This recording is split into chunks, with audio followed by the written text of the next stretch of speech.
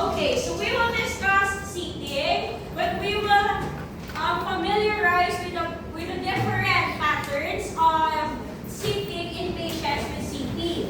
The first one is your W seating. You have to remember that W seating is not tolerated for patients. This is not Advisable. allowed for CT patient or for other patients. Why?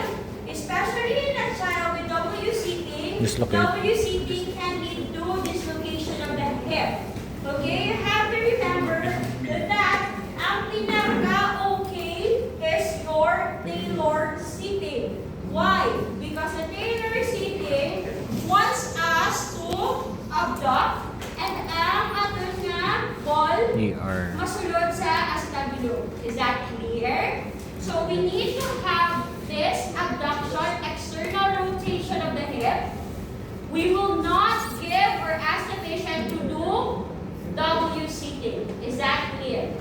So the hips must be in abduction and external rotation. Is that clear? Okay, next. Now let's discuss the reasons for instability in seating. Meaning, why does the patient have asymmetrical seating position? Again, why does a patient with CP have your asymmetrical seating position?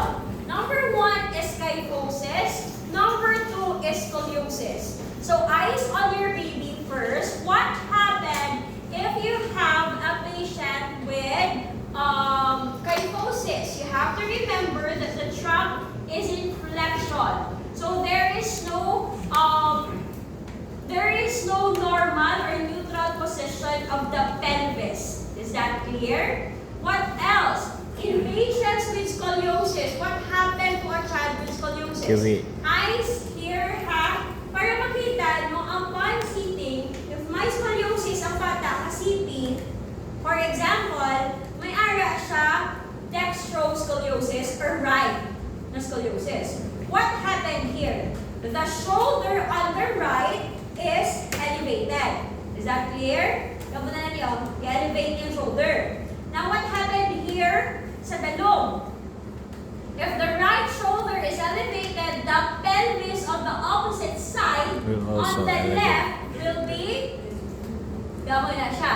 So meaning, kung tanawin nyo, ang bata gaamo ni kaga hip height. So what happened here? We have to reset the pelvis. So ang isang ka pelvis high, ang isang ka pelvis low sa right. Again, if we have a right scoliosis, the right shoulder is up, the left hip is up, the right hip is down. So how do we promote equal symmetry of your pelvis? We will put a pillow where upon sitting? Right. On the right para ma-elevate. Is that clear? So, the patient does this. The patient elevate ni para ma-equal pasaka ni isa on the right side. Is that clear? Okay? Now, let's go back to this one. So, what are the what are the management or strategies here? You have to remember if the patient has kyphosis or scoliosis, place the child in seating with the head and back support. So typically, dapat may back support ang bata, especially with wheelchairs and chair. What else? The patient must have an equal alignment as to what? What can you put there sa pelvis niya para mag-equal? A pillow or a towel. Pero, you have to remember, mapunta ka mo towel, hindi towel sa left hand, dapat sa right lang. Kung right-sided scoliosis. Is that clear? Eh kung equal na karon, pupunta mo yung pillow, di o, ito nga, sa gyapon ang left na pelvis. Is that clear? Okay. And then lastly, what do we need to do to promote seating pattern in patients with kyphosis? Why do we need to encourage bilateral reaching? This is true in patients with kyphosis. Remember, some child Para di ba, gravity mo, susunod na sila. Nagpo sila, right? So why do we need bilateral reaching? Bilateral reaching, this is for what? This is for the trunk. Para ma-extend na kaya nga upper back and lower back. So what do we need to do for reaching? Hi ma'am, kung ganit, ay kapila, ganit ba ko? Duwan dapat kapiti ang na may pair later. And then what you need to do is, diba si Lily the trunk forward, right? How will you move or place your pelvis? Place your hands on the pelvis of the patient, right? While trying to move it up. Clear? So, if si baby ka pongko, ano lang, tilog lang, the front forward. Okay? Then yung baby here, and then what you will do, you push it like that. So, ang front, ang mga fingers yung paabuli.